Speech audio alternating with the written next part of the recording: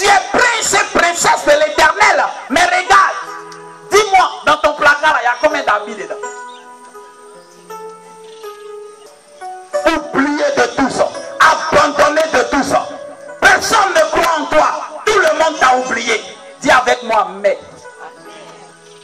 Il y a quelqu'un qui n'a pas dit ça ne te concerne pas aussi.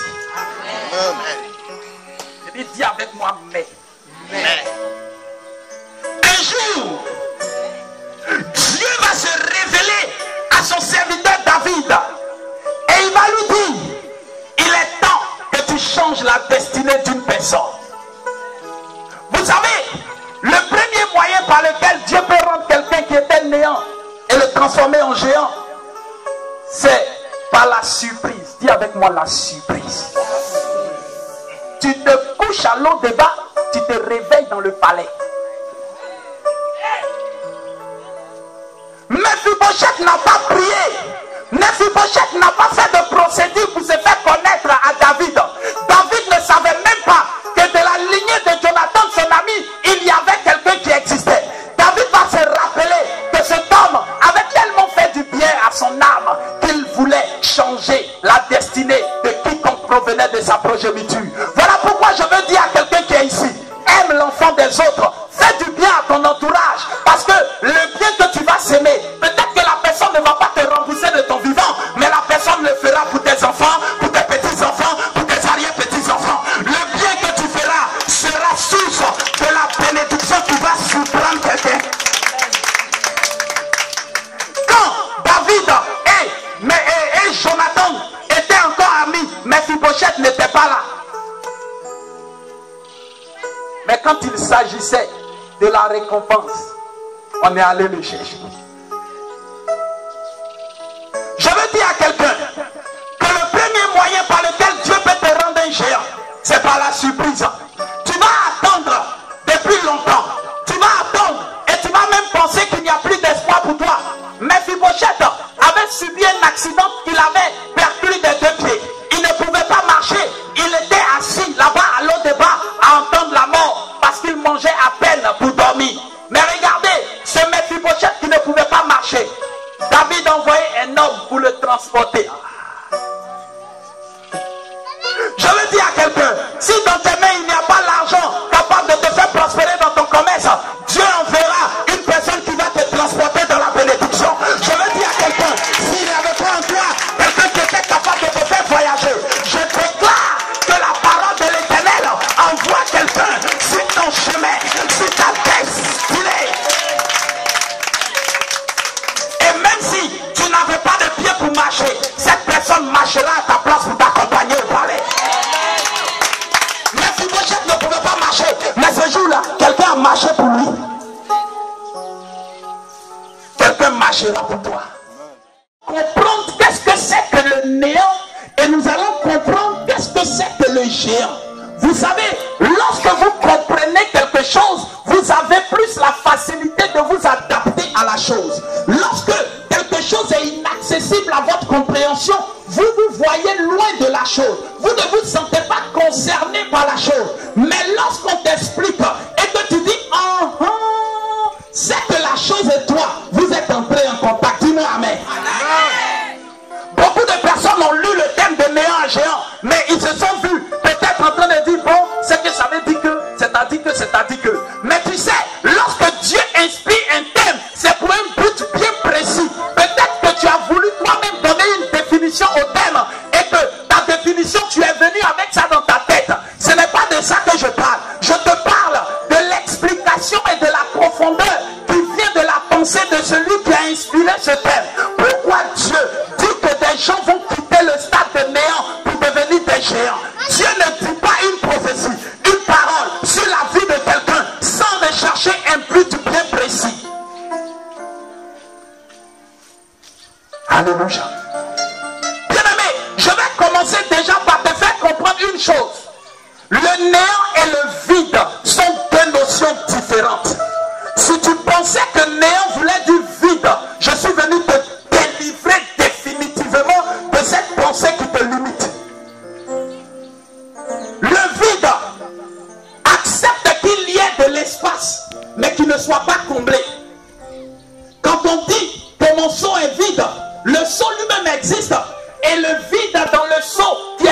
l'espace qui n'est pas comblé existe.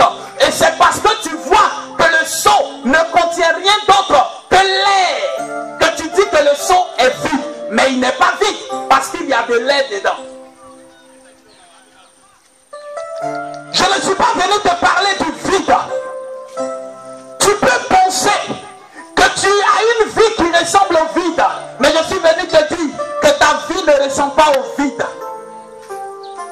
Car si ta vie ressemble au vide, c'est qu'il y a de l'espoir et il y aura encore quelque chose de disponible. Lorsqu'on parle de néant, le néant vient pour dire qu'il n'y a aucune matière. Le néant vient pour dire qu'il n'y a aucune lueur. Le néant vient pour dire qu'il n'y a aucune capacité disponible. Il n'y a aucune possibilité qu'il y ait quelque chose. Le néant est pire que le vide. Le néant est pire que rien. Et beaucoup de personnes ont une vie qui ressemble au néant parce que quelqu'un pouvait te dire, toi-même, ton absence égale à ta présence égale à ton absence. Dans la famille même là, ta maman peut te dire, si elle savait même, il allait t'avorter. Je ne sais même pas pourquoi il a porté un enfant comme ça dans mon ventre. Ta vie est tellement insignifiante qu'elle signifie le manque d'existence. On se demande, toi tu es là, c'est pour manger notre riz seulement. Alléluia. Amen. Tu fais rien de bon, tu n'es rien, tu seras rien, tu vas finir rien. Et la vie de plusieurs personnes a été assimilée au néant. Pourquoi? Parce que lorsque il arrive même dans ta vie de bonnes opportunités, ton état et ta nature de néant contaminent la matière de l'opportunité et l'opportunité disparaît dans le néant comme toi. Lorsque beaucoup d'argent rencontre le néant, beaucoup d'argent devient le néant. Lorsque le mariage rencontre le néant, le mariage est contaminé par le néant et le mariage disparaît. Le néant est un état qu'il faut fuir, un état qu'il faut annuler et refuser dans ta vie. Sinon, tout ce qui viendra à toi sera contaminé par ta nature de néant. Je vous assure, dans la vie d'un être humain, il y a toujours le stade du néant. Car c'est parce qu'il y a le néant que celui qui amène à l'existence ce qui n'existe pas va venir dans ta vie. Amen. Alléluia. Si tu m'entends, balance la main s'il te plaît.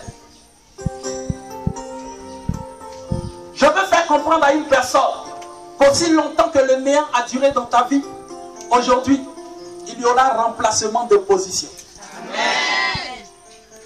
Aussi longtemps que ta vie a été comme du sable mouvant qui tuait tout ce qui venait de bon, à partir d'aujourd'hui, de ta vie, des bonnes choses vont fleurir. Amen. Alléluia. Amen. Je veux simplement te dire, vous savez, il est important souvent quand vous venez à des enseignements, à des séminaires, de venir avec vos Bibles et de venir avec quelque chose pour noter. Parce que ce n'est pas évident que tout ce que tu vas entendre, tu vas retenir. Mais si tu écris, c'est sûr que tu ne vas jamais oublier. Dis-moi Amen. Dis à ton voisin, est-ce que tu es venu avec ta Bible? Pain ne va jamais changer ta vie. Amen. Ce qui changera ta vie, on l'appelle la parole qui s'est faite chair et qui est descendue afin de changer l'histoire de l'humanité. Ce qui changera ta vie se trouve dans les écrits de ce Dieu qu'il a révélé au travers de ses serviteurs. Pardon. Même si tu ne veux pas acheter une grosse Bible comme pour moi, il faut installer Bible dans ton appareil. Pardon. Amen. Dimanche prochain, on va mettre ceux qui ont Bible ici, ceux qui n'ont pas Bible là-bas. Et puis, on va les séparer. Amen. Là, tu vas savoir que c'est une affaire de Bible. Alléluia. Amen, amen. Dieu te bénisse. Le néant vient d'un mot latin qui est negens. Dis avec moi negens. Vous savez, le mot negens lui-même est une déformation d'un mot du latin ancien qui est gentem, qui veut dire personne. Donc, lorsqu'on entre dans le sens profond du mot néant, on comprend qu'en réalité, ça veut dire personne. Pourtant, quand on regarde ta vie et qu'on te dit tu ressembles à néant, ça veut dire que toi là, tu n'es personne. Lorsque on dit qu'il y a une réunion de la famille et que tu n'es pas là, on commence la réunion parce que tu sois là ou pas, tu n'es personne. Lorsque tu arrives quelque part dans un environnement ou un quartier, tout le monde se rassemble pour parler des bonnes choses, mais jamais on ne t'associe à la chose parce que dans le quartier tu n'es personne. Et le néant t'a donné une identité subliminale qui te permet d'être invisible même que tu sois visible ou pas. Et quand les gens te regardent, ils ne voient personne. Alléluia. Vous savez, j'ai compris que la vie de David ressemblait à personne.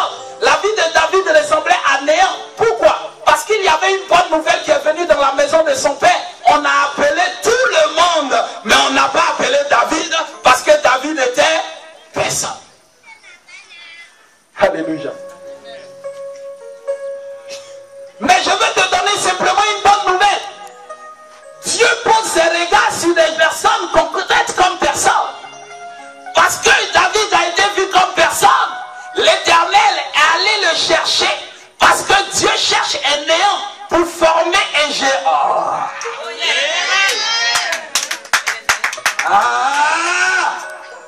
Il y a la vie de quelqu'un qui va connaître un clash, un boom aujourd'hui. Je dis, Dieu regarde Eliab, il regarde ses frères. Et au travers de Samuel, qui a regardé simplement à la beauté, à la forme de ses frères, ils vont dire, oh, aujourd'hui nous on va se parfumer, s'habiller. Il s'agit d'une affaire de le prophète vient nous visiter. Ça là, quand il vient, il y a toujours une bonne nouvelle. Il faut que nous aussi on soit parmi la bonne nouvelle. Tout le monde va se laver, se parfumer. Ils vont s'habiller dans les plus beaux vêtements. Samuel va venir et lorsqu'il va demander après les enfants d'Isaïe, ils vont commencer à défiler. Lorsque Samuel va regarder, il va voir Eliab. Voyant sa beauté, sa forme, sa taille, il était présentable. Il ressemblait à un géant.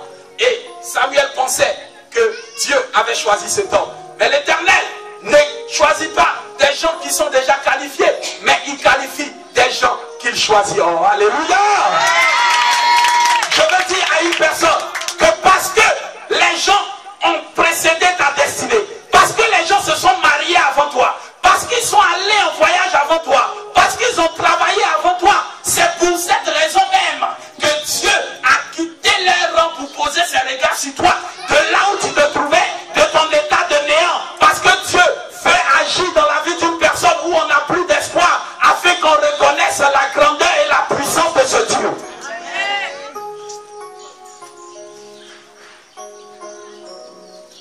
Le néant de David a été mis au-dessus des géants de sa famille. Alléluia. Et simplement parce que David, dans son état de néant, avait une seule foi. Il avait une constance dans sa vie d'adoration et de prière. David savait que parce qu'il n'était rien et qu'il n'était pas considéré dans sa famille, il pouvait trouver grâce aux yeux de l'Éternel.